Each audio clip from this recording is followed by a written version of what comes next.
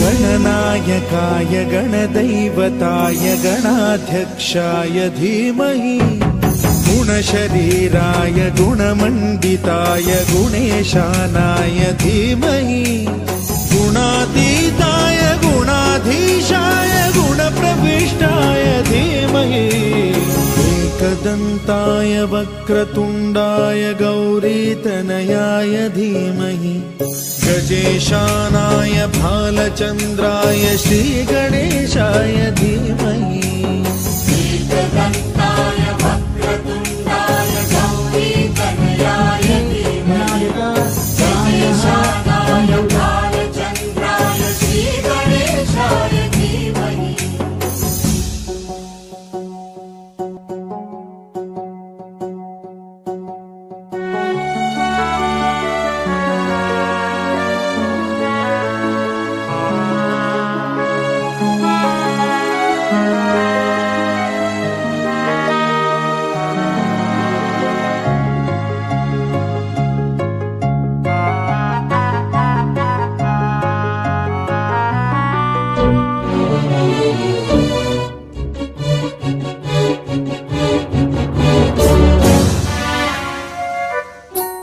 गानचतुराय गानप्राणाय गानान्तरात्मने गानोत्सुकाय गानमत्ताय गानोत्सुकमनसे गुरुपूजिताय गुरुदैवताय गुरुकुलस्थायिने गुरुविक्रमाय गुह्यप्रवराय गुरवे गुणगुरवे गुरुदैत्यकलक्षेत्रे गुरुधर्मसदाराध्याय गुरुपुत्र परित्रात्रे गुरुपाखण्डखण्डकाय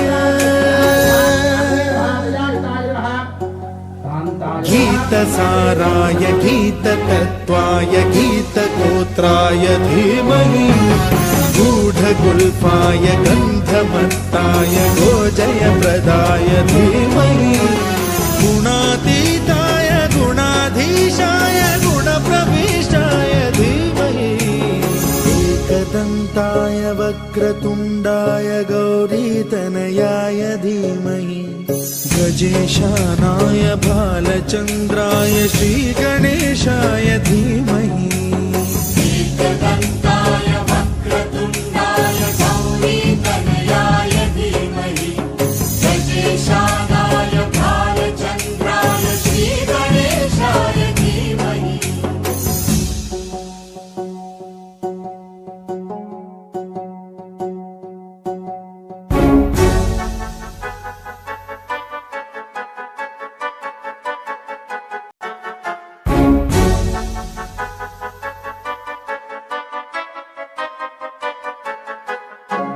सर्वराजाय गन्धाय गन्धर्वगानश्रवणप्रणयिने गाढानुरागाय ग्रन्थाय गीताय ग्रन्थार्थतत्त्वविदे गुणवते गणपतये।